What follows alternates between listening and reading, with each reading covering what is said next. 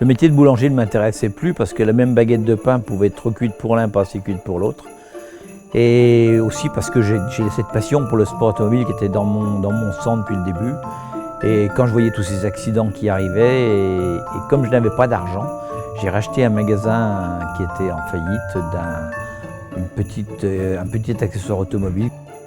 On vendait des jantes, des volants, des boules de vitesse et puis très peu d'équipements de pilote de course parce qu'il n'y avait pas de sécurité à l'époque. Il faut savoir que les harnais 6 points ont été créés ont été obligatoires en 1972 en Formule 1. Alors vous imaginez en course de côte ou en rallye, on n'en parlait même pas. Les sièges baquets n'existaient pas, très peu de choses, les arceaux de sécurité n'existaient pas. C'était le début de la course automobile.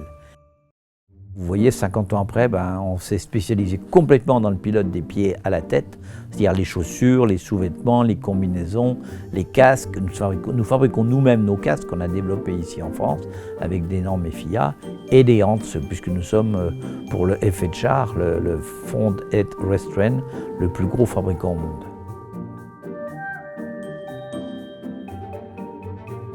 Bienvenue dans l'univers de la fabrication et conception des combinaisons Aston 21. Donc cette combinaison fabriquée en France avec une grande majorité de matières premières et de composants qui vient de France. Donc c'est vraiment du vrai Made in France qui correspond à la norme FIA 8856-2000 et il y a même maintenant une nouvelle 2018. Cette norme FIA a pour fonction de vous protéger contre le feu. C'est 11 secondes avant brûlure deuxième degré. Tous les composants d'une combinaison de course doivent répondre à une norme qui est une norme ISO 15025A qui est effectivement une norme anti-feu. Donc tous les composants sauf la broderie. Dans l'étape de fabrication, la première étape, c'est la prise de mesure. On va venir tracer vos mesures qui ont été prises préalablement par du personnel compétent, formé, sur un ensemble, ce qu'on appelle un patron.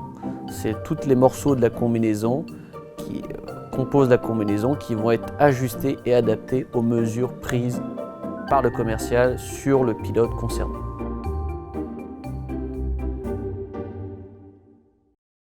La deuxième étape, ce patron va être placé en table de coupe. On va venir prendre la matière première, la couche uniquement extérieure de la combinaison, qu'on va aller couper conformément au patron dessiné préalablement.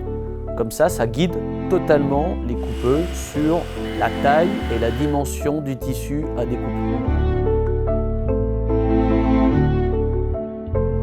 Une fois que la table de coupe a fini son travail, ça passe dans l'atelier broderie. L'atelier broderie va prendre tous les morceaux de la combinaison, c'est comme un puzzle, c'est des morceaux individuels, et va venir positionner chaque logo sur chaque emplacement prévu préalablement sur la maquette, qui ensuite vont être pointés, logo départ, logo arrivée, avec toutes les couleurs nécessaires.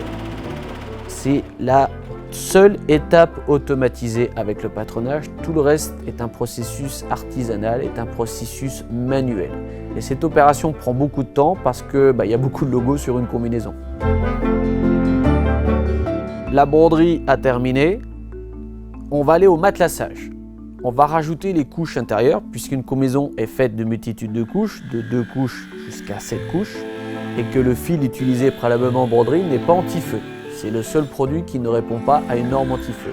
Donc on va venir additionner toutes les couches qui composent le modèle de la combinaison, toujours en gardant ces pièces individualisées. Toutes les couches intérieures ont été montées sur les morceaux du puzzle, et bien on va aller à ce qu'on appelle l'assemblage.